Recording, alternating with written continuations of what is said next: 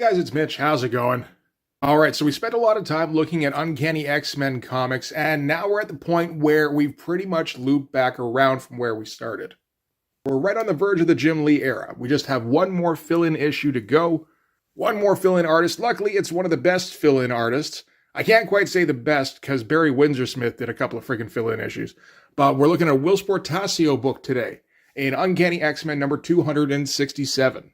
So yeah, this is exciting times. I imagine quite a bit, actually, for kids reading Uncanny X-Men at this time. Because they've been mired in mediocre art and stories that don't seem to be going anywhere for a few months. Really ever since the Acts of Vengeance crossover. And that was actually quite a few issues ago now.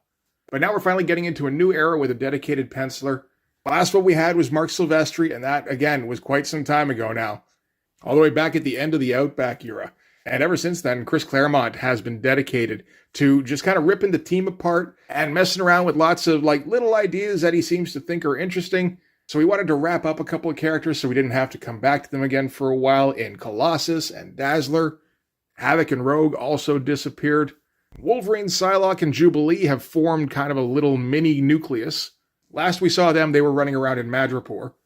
And in the last issue, issue 266, we just kind of started up a new nucleus with Gambit and Storm, where they both saved each other a couple of times from the clutches of the Shadow King.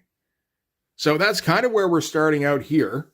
And at this time, Storm is like a little kid, like 11, 12, something like that. For some reason, Claremont loves to get a little girl on the X-Men team, which is fine. It definitely works for the dynamic, but he already has one of those in Jubilee. He has the little girl part. He doesn't have the team part right now. You think it'd be for the best if he worked on that. So this issue is going to be all about cementing the friendship between Storm and Gambit. So we can start with the cover here. We've got ourselves a Whilce Portacio cover. It's a pretty good one. Credited to Whilce, Lee, and Wyacek. So that's an interesting one in that I have to wonder what Jim Lee did on this.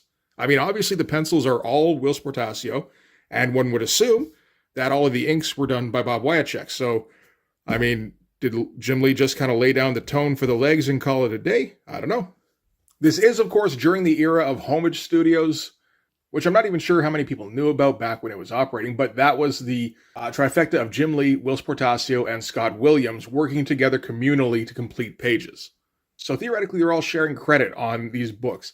The thing is, I saw at least one source that assumed that pencils in this book are going to be done by Jim Lee and inks would be done by Whilce Portacio. And no, I gotta say no to that. This issue is almost exclusively drawn by Whilce Portacio. I saw one page in this that I'm pretty sure is drawn by Jim Lee. Everything else in here, it's Portacio pencils. I think Jim Lee is in on the inking on these. And that actually provides an interesting dynamic because Jim Lee tends to be a bit of a sloppy inker, interestingly enough. You wouldn't necessarily expect it. All right, so we're going to start with a splash page.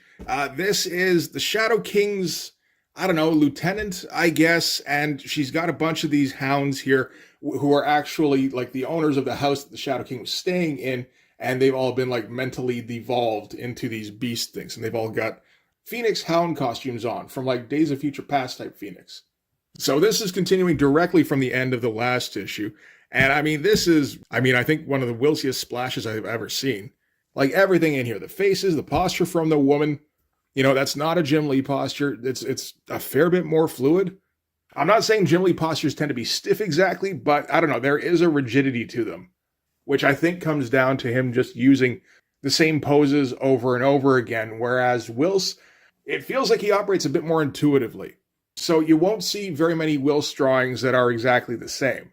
This is the most exciting thing about this era that we're approaching, is with Whilce Portacio and Jim Lee and Scott Williams all working on the same pages. You get the best of both worlds, because you got Whilce Portacio coming up with page designs and poses and weird angles. And then you got the Jim Lee finish thrown on top of those, and then Scott Williams inks. And it tends to be some of the best looking comics that were produced in the early 90s. But yeah, great looking splash page. This could have been taken right out of Wetworks. Okay, so Lian and the Hounds, they're chasing down Gambit and Storm. They've followed them to Storm's hideout, which is this airplane graveyard. And Lian here, she has direct telepathic communication with the Shadow King, as demonstrated here, where he pops up in this telepathic image. Great looking panel, all this streaky inking stuff going on around him. Looks absolutely fantastic. If that's the kind of stuff Jim Lee's doing, then I'm all for him acting as an inker more often, to be honest. And he's going to reiterate for Lian, and also for the reader, in case they missed the last issue, that she's got the go-ahead to kill Gambit. That's fine, but she can't kill Storm because the Shadow King wants Storm for some kind of reason. So Lian sends the hounds in after Storm and Gambit. Get a nice no panel border kind of panel here, no background as well. I mean, that's a Whilce Portacio classic. And all the hounds kind of bounding into the graveyard here with Lian in the background, just commanding them all. It's a great looking shot. All right, so inside one of the planes here, Storm is trying to marshal her powers to lift a plane into the air using the wind. The only difficulty, of course, is that she's been regressed back to childhood, purposefully so that she wouldn't have nearly as much control over her powers. So Gambit is like watching outside on the wing here. He can see the hounds approaching, and he's like, we got to take off now, or we're not going anywhere. And Gambit thinks they're risking too much in trying to move the plane. They should just be running. But then Storm gets the plane moving. So I guess she was right to be stubborn and stuff. And again, this is a fun page. There's some fun panels in here. Fun layout as well. Not very good for storytelling. You know, you try and look at a page like this without all of the word balloons and like try and make sense of what's happening here. It's kind of impossible. You know, we've got Lian here in the throes of something. She's definitely got some throws going on. And then we cut directly to Gambit. Is he in the same room as her? Is he giving her a side eye? Oh, no, wait, he's on the wing of a plane. Oh, wait, no, he's inside a plane. And Storm is helming the plane. Like, it's not the hardest thing to follow as long as Chris Claremont is narrating every single step of the way, which of course he's going to do because that's what Claremont does. But at the same time, it does make it a little bit cumbersome to get through some of these pages. Like, say what you want about Jim Lee's storytelling, it gets a little bit unclear now and then for sure, and he's definitely not very imaginative about it, but at least, like, it's usually fairly easy to follow. I don't know, I feel like Whilce is just, like, such a fucking nut sometimes. He doesn't particularly care what the reader's experience is, it's just like, how much fun can I have on this page? So just as Storm gets the plane moving, some of the hounds bust in, I suppose. Gambit charges up a playing card. He's still charging it up from his eyes because that's what we think Gambit does around this time. Plane starts moving. Gambit tosses the playing card. This is the first appearance of Gambit throwing playing cards. Blows the hound straight back out the hatch, and it goes tumbling through all the debris. Again, there's some great looking inking stuff going on here. It's very rough. So that kind of makes me think that might be Jim. Like, I don't think Scott Williams is doing this shit, and Whilce is a little bit too busy doing the penciling, I think. As evidenced by some of these panels here, where it gets so fucking cartoony, but like it's just kind of like an amped up intensity kind of cartoony. I kind of love this stuff, to be honest. This whole page is great. Plane is still taking off. Lian's watching it go, but two of the hounds are still on top of the plane. Gambit goes out onto the hull here to try and fend them off, and he's brought a broomstick along with him, so we're kind of foreshadowing him using the staff later on. Again, not necessarily the best look at storytelling here, as Gambit goes spinny, spinny, spinny with the broomstick, and the hound growls, and he goes spinny, spinny, spinny the other side, and the hound confused growls, and then kick in the face. What was all that spinny for? Who knows? Oh, we got ourselves a double-page spread now. So that hound that got kicked in the face, he falls like right off the plane, I guess. And Gambit takes an opportunity to do a little sweeping. He's got the broom. Why not?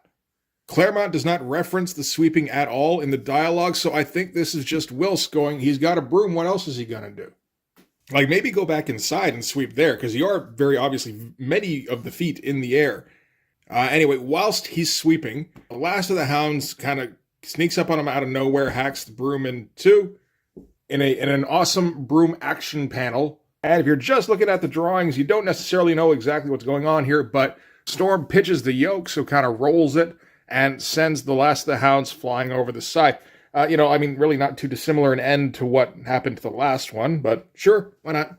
And that's it for the hounds. So, Gambit goes back down inside. They've kind of both saved each other a couple of times. Again, this is what they keep doing. Kind of doing a speed run on cementing the friendship.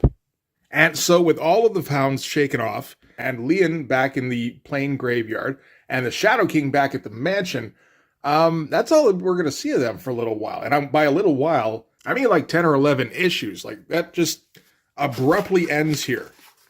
So we're going to transition with, well, a whole lot of shadow for one thing. It gets kind of muddy here, really. Part of this is, I think, just down to the ink transfer. It's not very clean.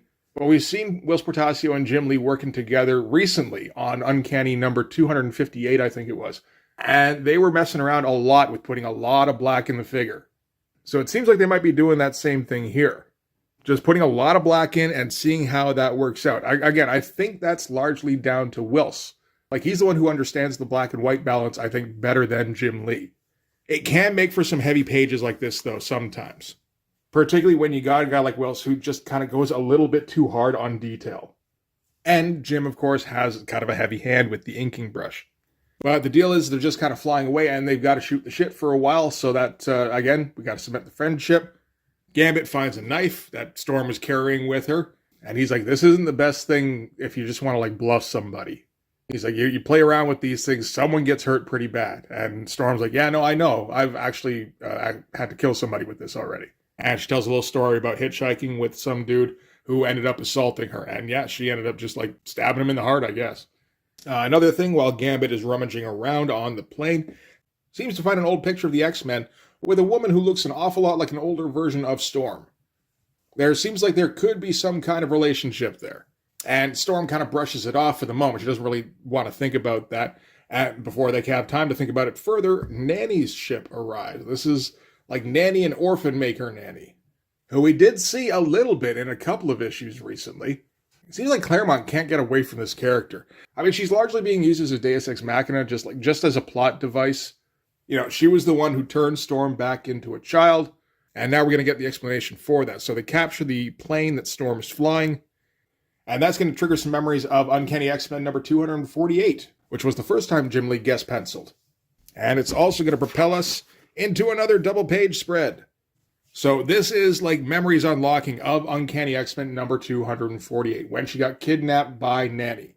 She got wrapped up, brought on board the ship, where Nanny had a SHIELD-style life model decoy, which copied all her features just in time for Havoc to, charge up and blow off a part of the ship. So that part of the ship crashes down along with the life model decoy that looks an awful lot like Storm, and makes everybody think that Storm is dead and Alex killed her. So this isn't particularly great stuff, in my opinion. This feels like retconning very recent history. It isn't. I mean, Child Storm showed up maybe 5 issues after everybody thought Storm had been killed. And then we slowly worked our way back here over the course of like a fucking year. It still feels like retconning, though, where it feels like Claremont wrote himself into a corner, and the only way he could write himself out was with the "it was a body double all along, you guys" Gambit. Oh shit, it's Gambit. Great looking pages. Like all this stuff here where the life model decoy is taking over Storm's features. This all looks fantastic. All this crazy ink stuff in the background here. This stuff is such a sloppy mess. It's actually almost difficult to see what exactly is going on, even knowing what's going on. It's neat looking stuff, and it fits in with the general vibe of the spread, at least. It's still, it is kind of a mess. There's a whole lot of jumble going on in this spread. There's a whole lot of jumble going on in this issue. Like I said, this is one of the downsides of getting Whilce. Sometimes you're just not going to be able to tell what the fuck is going on. So, while this discussion is happening, I guess this is Nanny on board the plane with Storm and Gambit, while Orphan Maker is standing in the hatch here. And he's just kind of guarding things. So Gambit charges up a card and sends it straight at Orphan Maker and, blows him backwards. And I guess Nanny wasn't in the same room, which is, I think this is a hologram that she was projecting over. That's right, okay. But anyway, the explosion, with Orphan Maker getting knocked back, decouples them from Nanny's ship, and they just start dropping. Storm is having all sorts of problems because she's getting all sorts of flashbacks from last time she thought she died. And Gambit kind of grabs her and he's like, hey, we kind of need you to not die, so can you maybe fly us again? That'd be great. Thanks so much. And she is able to pull out of it, mostly because at some point he calls her Stormy, which he's been doing a fair bit, and she doesn't like it, apparently. Okay, so from there, we're going to cut to a dream sequence, although it's not exactly billed as a dream sequence. We've got Storm here, Aurora, seemingly getting backed into a corner here, although certainly not the corner of a paneled border. We wouldn't do that at the beginning of a page. Not with Whilce Portacio running this show. And this is a dream sequence with Orphan Maker chasing down Storm in her child form and kind of capturing her and I guess sort of absorbing her into the Orphan Maker armor. And an aspect of being kidnapped by Nanny is that often the kids get brainwashed. So we've got Storm getting brainwashed here. It's not completely clear like what's even happening really.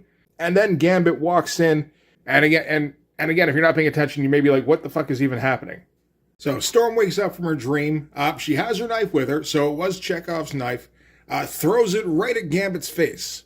Or maybe at his gigantic hair. Hard to say, like that is quite the bouffant. Before it hits, she realizes, oh shit, I probably shouldn't have thrown that knife. Very Michael Golden looking face here. This is some weird looking stuff from Whilce Portacio. But it's no sweat because Gambit catches the knife and then she goes, woo, I'm relieved. And then he still has the knife. Again, we're wasting a little bit of time here, but whatever. We could have thrown some of these word balloons, I feel like, into some of these panels, or maybe made these panels a little bit smaller so that we didn't have to squish everything into the bottom. Whatever. It doesn't really matter, I guess. Do people remember the time when Storm threw a knife at Gambit's head and almost hit him, but he caught it easily? I bet some people do, so maybe it was worth it. All right, so now Gambit is going to take Storm around on a tour of New Orleans. They dedicate an awful lot of time to Storm eating gumbo and getting too full, and then eating bread pudding and still being too full. And then he takes her around the French Quarter.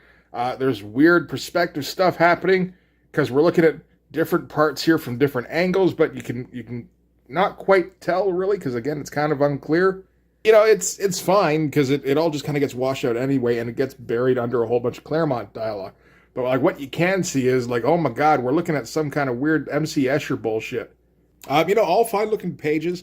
Storm here definitely has a very Jubilee kind of vibe, which again makes it feel a little bit redundant to have Jubilee. Maybe we just need to have like a little teenage girl in every unit of the X-Men. Okay, so they're, trolling around in New Orleans in the French Quarter by day, and by night they're doing Robin Hood type rob from the thieves and give to, I don't know, the police. And this is kind of what they do for the next few weeks, I guess, where they're just like running around in Cajun Town ripping off a bunch of thieves. This is the one Jim Lee page in this book as far as I can tell. This looks like Jim Lee poses to me. It's a pretty good shot of Gambit. And this shot of Gambit got reused pretty often when it came to promotion stuff, from what I understand.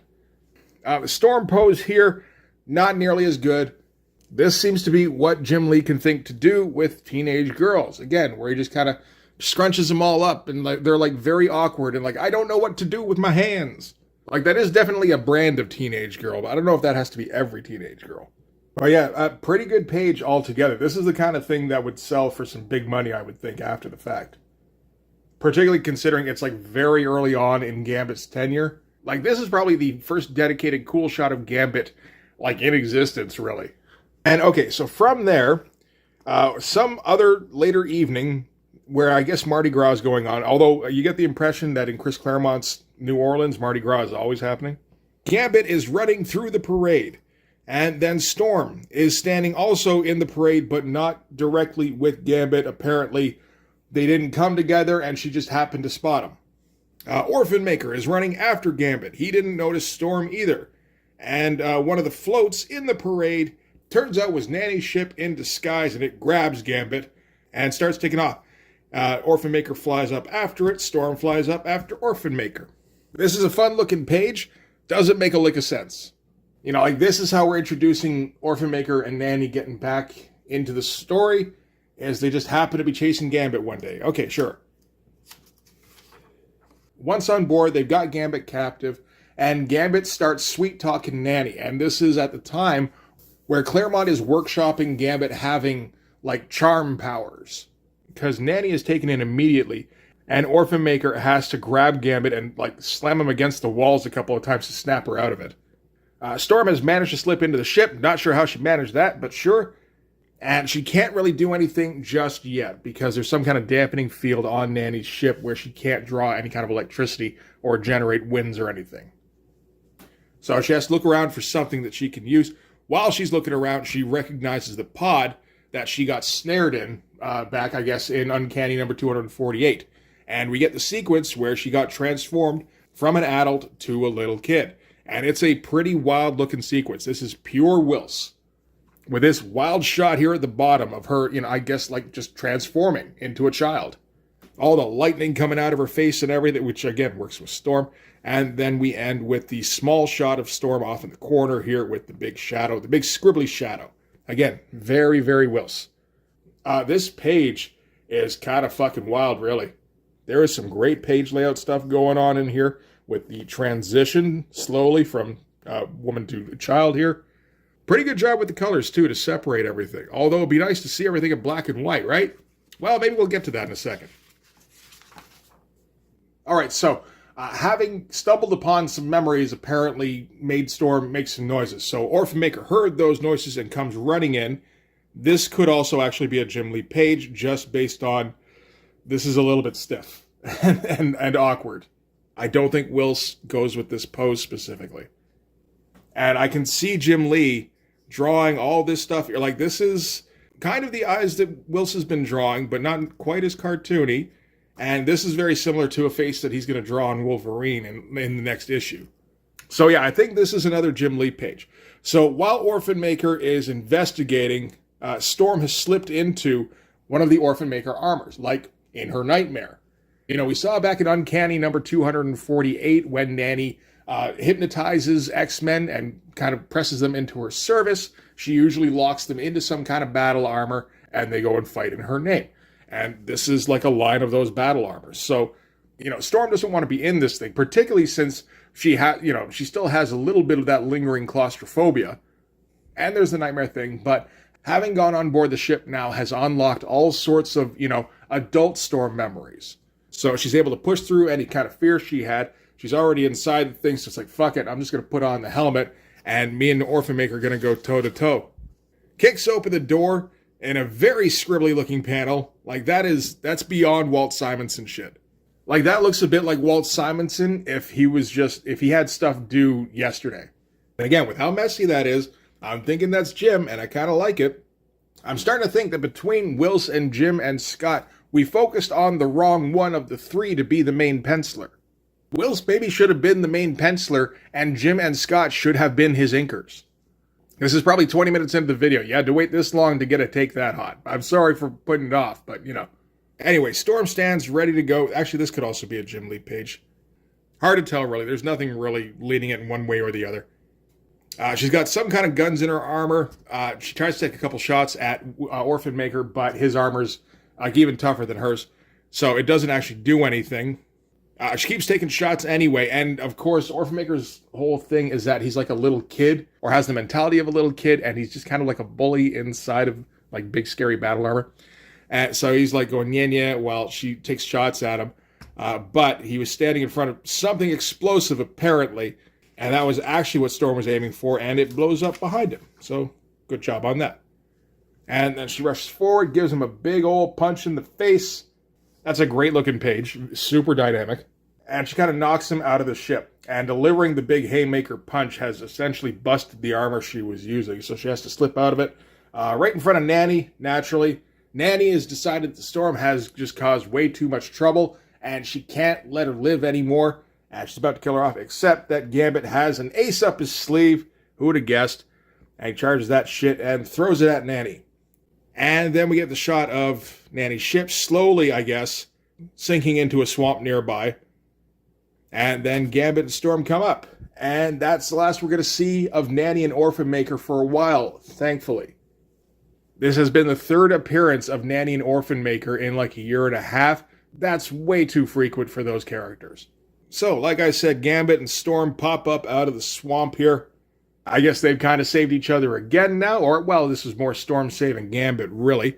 And Storm seems to have matured a little bit, which Gambit notices. He says, "You're talking different. Your voice sounds older."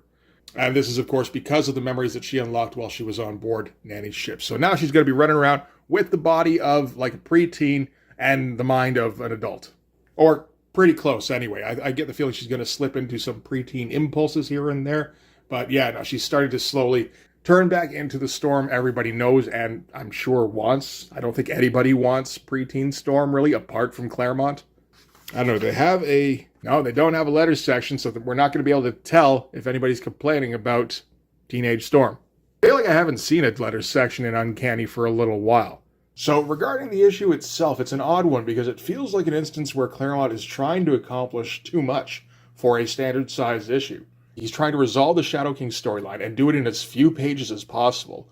And then he's trying to consolidate the relationship between Storm and Gambit to try and set things up so that they have like a connection going forward. And at the same time, this seems to be the dedicated issue to convincing you that Gambit is cool. There are multiple full-page splashes. There's Gambit doing all sorts of cool action stuff. You know, full-on fucking Jim Lee poster. You know, he smokes, of course, it's 1990. It's cool when a hero smokes. And we brought in this special guest star penciler to just make sure that this issue makes Gambit look as awesome as possible. Oh, you know what? I said we should take a look at some of those pages in black and white. Why don't we do that now? Hang on just a second here. All right, much better, right? Absolutely. So, I've gone through this before. This is the X-Men Artist Edition, Jim Lee version.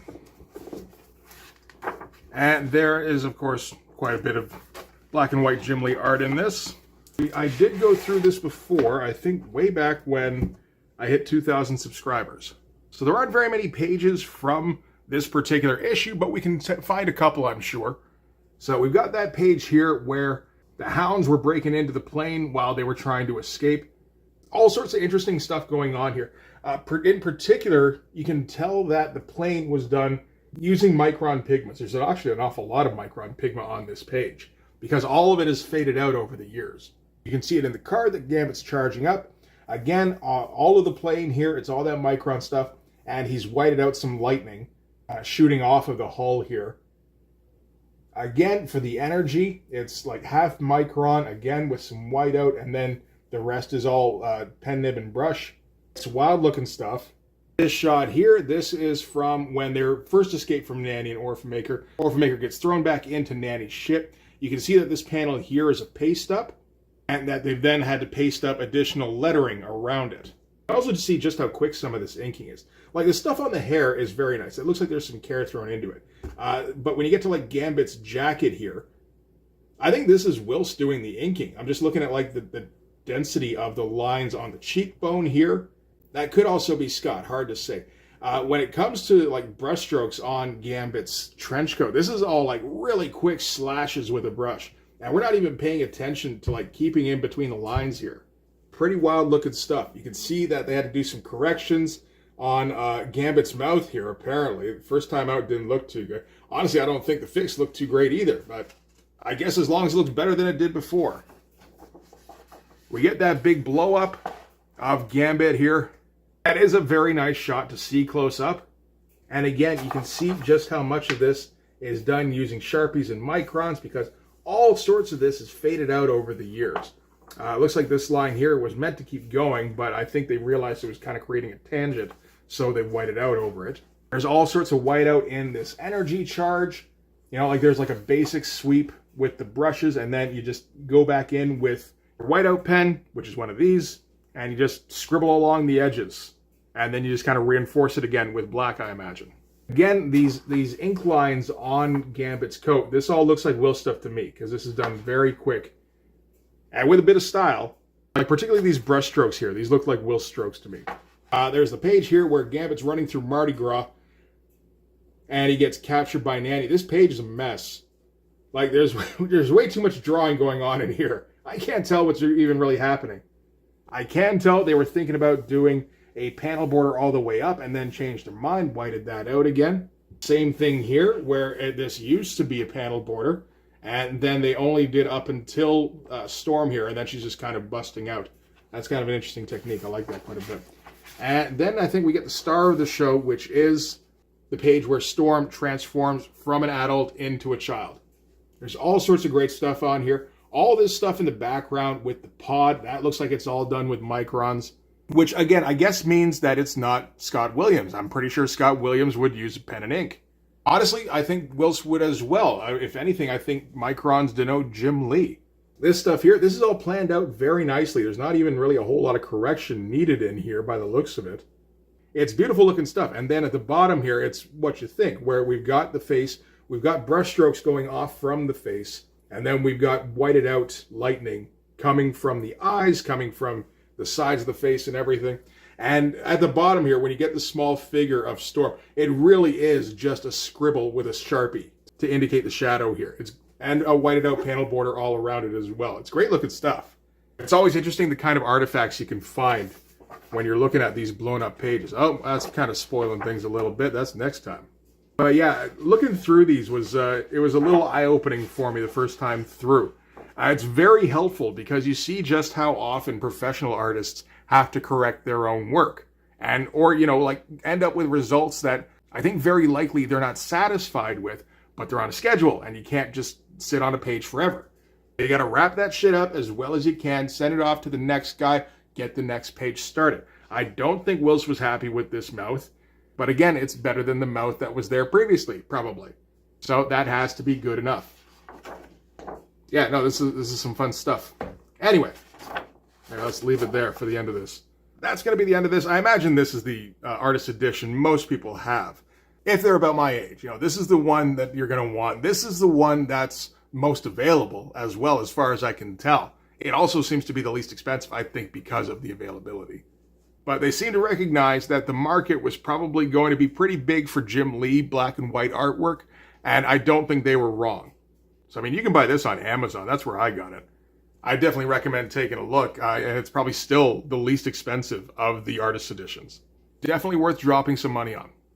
Anyway, that'll do it for the fill-in issues, and that'll do it for the pre-Jim Lee era. We're in the end game from here on in. So we're about to go through the beginning of the Extinction Agenda, which is a story I've never read. We'll go through all of that. We'll go through the next couple of issues where we set up the new team happening. And then we got decisions to make as to whether we retread issues 274 through 277, because I have covered all of those before. But that was like 3 years ago, and I didn't have anywhere near the amount of information about X-Men that I do now. So I think it's probably worth doing more videos about.